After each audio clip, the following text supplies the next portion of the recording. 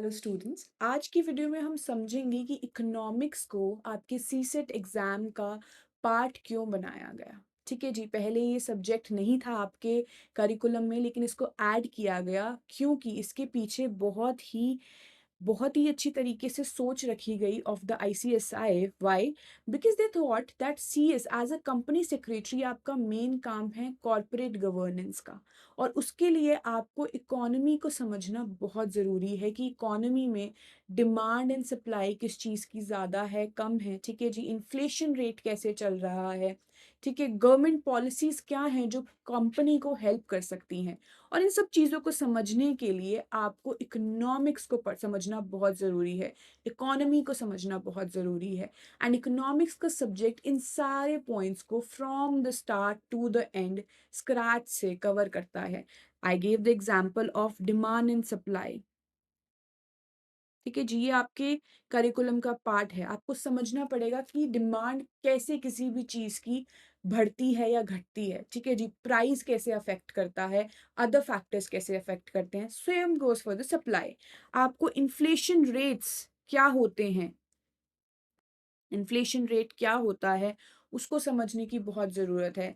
Financial markets क्या होती हैं, किस टाइप के फाइनेंशियल इंस्टीट्यूशंस मार्केट में अवेलेबल हैं जहाँ से कंपनी जो है वो फाइनेंशियल इंस्ट्रूमेंट्स को ले सकती है। ठीक है जी, सेवर्स एंड बोरोअर्स का जो प्लेस है जहाँ पे ये दोनों मिलते हैं उसको हम बोलते हैं फाइनेंशियल मार्केट। तो उसकी अंडरस्टैंडिंग होना आपके लिए बहुत ज़रूरी है, ताकि जो कंपनी का एक्सपेंशन है उसमें आप एज अ की मैनेजरियल पर्सन गाइड कर सकें। ठीक है जी, GDP, inflation, interest rate, government policies, government policies, ये सारे जो टॉपिक्स हैं, they are part of economic subject, जो कि आपके पार्ट पेपर 3 और पार्ट 1 के अंदर प्रोवाइडेड है। ठीक है जी, देखिए, अगर इकोनॉमी ग्रो कर रही है, हम यहाँ पर आते हैं, अगर इकोनॉमी ग्रो कर रही है और किसी चीज़ की डिमांड ज़्यादा है, तो उसके अंदर जो कंपनी है जो उस चीज़ को, प्रोडक्ट को बना रही है, अल्टीमेटली उसका प्रॉफिट भी मैक्सिमाइज हो जाता है।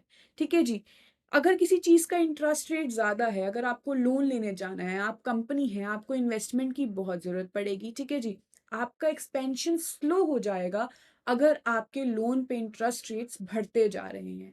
तो ये सारी चीज़ें कौन समझाएगा? ये सारी चीज़ें आपको फाइनेंशियल मार्केट पढ़ के समझ में आएँगी। ठीक है जी, आपको समझ में आएगा शेयर्स एंड डिबेंचर्स क्या होते हैं, फाइनेंशियल इंस्ट्रूमेंट्स की क्या इम्पोर्टेंस है फॉर अ कंपनी। ठीक है जी, सीसेट के अंदर हमने इकोनॉमिक्स को इंक्लूड किया।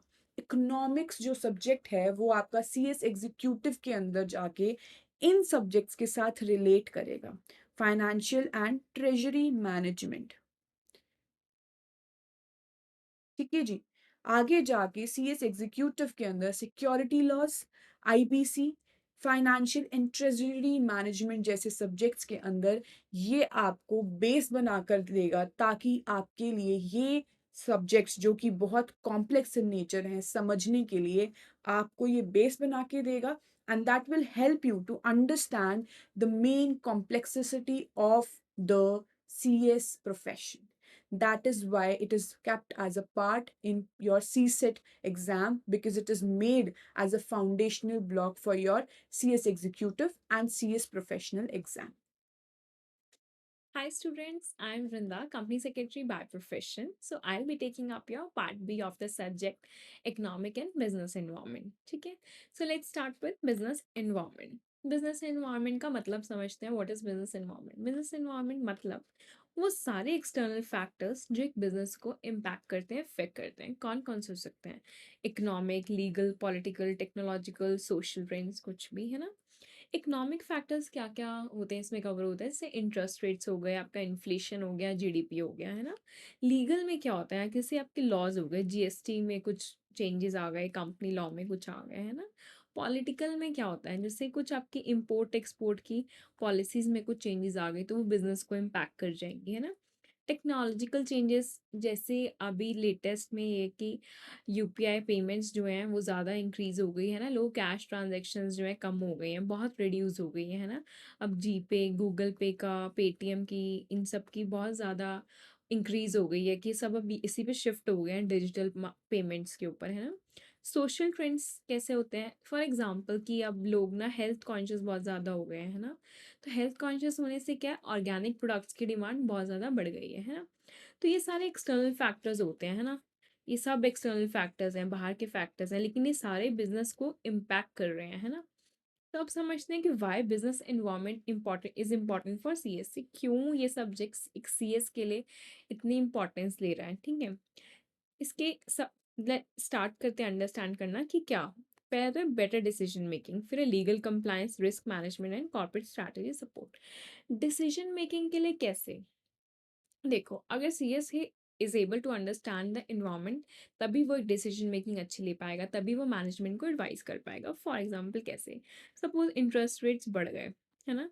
तो लोन के रेट्स भी बढ़ जाएंगे, है ना? महंगा हो जाएगा लोन मिलना भी, तो सीएस को चेक करना पड़ेगा, उसे मैनेजमेंट को एडवाइस करना पड़ेगा ऑल्टरनेट फंडिंग ऑप्शन क्या रहेंगे, या फिर डिले कर दो, है ना? अभी एक्सपेंशन डिले कर दो। तो ये सब सीएस को ही एडवाइस करना पड़ेगा मैनेजमेंट को, ठीक है? Next is legal compliance. Legal compliance कैसे? लॉज ना कीप्स ऑन चेंजिंग, है ना? अमेंड होते रहते हैं, ऑलवेज अमेंडिंग, कुछ ना कुछ चेंजेस आते रहते हैं, तो सीएस को भी हमेशा अपडेटेड रहना पड़ेगा, ठीक है? अपडेटेड रहना चाहिए। तो कैसे सीएस का इसमें कैसे रोल आएगा? देखो, for example security exchange board of India ने कुछ डिस्क्लोजर स्ट्रिक्टर कर दी और भी ज़्यादा फॉर लिस्टेड कंपनीज, है ना? कि और ज़्यादा डिस्क्लोजर्स देने पड़ेंगे कंपनीज को। तो उसके लिए सीएस का क्या रोल रहेगा? सीएस को ज़्यादा कंप्लाइंसेस करने पड़ेंगे स्ट्रांगली, मतलब सब कंप्लाइंस चेक करना पड़ेगा, देखना है कि कंपनी कोई भी नॉन कंप्लाइंस ना करे, कोई भी पेनल्टी कंपनी के ऊपर ना लग जाए, है ना? रिपोर्टिंग सारी अपडेट करनी पड़ेगी, है ना? Next is risk management. तो रिस्क मैनेजमेंट कैसे करेगा एक सीएस? रिस्क मैनेजमेंट मतलब कि सीएस को आइडेंटिफाई करना होता है कि क्या क्या रिस्क बिजनेस के ऊपर आ सकते हैं, और अलर्ट करना होता है मैनेजमेंट को कि how to tackle all those risk. जो इन्वायरमेंट होती है ना, वो हमें रिस्क सिग्नल्स देती रहती है, ठीक है? तो सीएस को वो रिस्क आइडेंटिफाई करना है और मैनेजमेंट को अलर्ट करना है। फॉर एग्जांपल गवर्नमेंट ने कोई इम्पोर्ट ड्यूटी बढ़ा दी, ठीक है? तो कॉस्ट आपकी बढ़ जाएगी और प्रॉफिट्स कम हो जाएंगे। तो गवर्नमेंट जो सीएस को ये सब चेक करना है, तो he needs to keep an eye on all this, ठीक है? Next is corporate strategy support. इसमें है कि सीएस ना is not only a compliance officer, but उसको एक स्ट्रैटेजिक एडवाइजर का रोल भी प्ले करना है, ठीक है? Not only compliance officer but also strategic advisor का। कैसे करेगा? फॉर एग्जाम्पल अगर इलेक्ट्रिक व्हीकल का ट्रेंड ग्रो कर रहा है ना? तो सीएस नीड्स टू सी कि वो कैसे स्ट्रैटेजी बनाए, फ्यूचर प्लान्स बनाए और मैनेजमेंट को एडवाइस करे।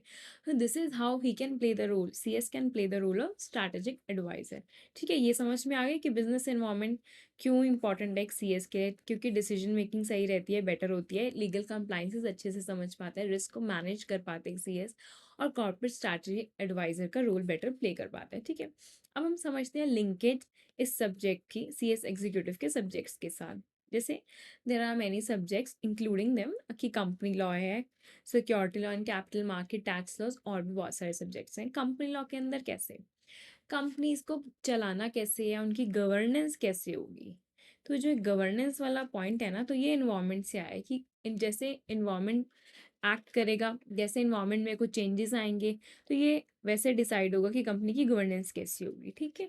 Security law and capital market, ये सारा डील करता है स्टॉक मार्केट से आपकी, ठीक है? तो स्टॉक मार्केट में अगर इन्वायरमेंट आपका पॉजिटिव है, तो इन्वेस्टर्स ज़्यादा इन्वेस्ट करेंगे, मार्केट भी ऊपर जाएगी, ठीक है?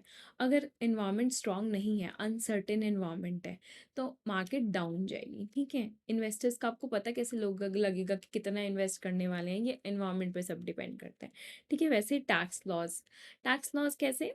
जैसे टैक्स लॉज कैसे मतलब लिंकेज है, जैसे कि गवर्नमेंट कुछ पॉलिसीज चेंज करते रहते हैं ना, तो टैक्स में भी वैसे ही रूल्स चेंज होते रहते हैं, नए नए रेट्स इंट्रोड्यूस होते रहते हैं।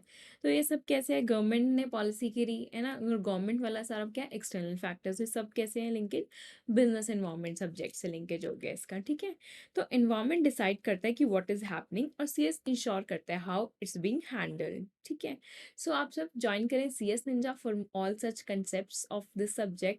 हमने ऑलरेडी अपना जून का जो बैच है वो लाइव कर दिया है, इट्स ऑलरेडी ऑन गोइंग, और अक्टूबर का बैच भी हमारा लाइव होने वाला है जल्दी।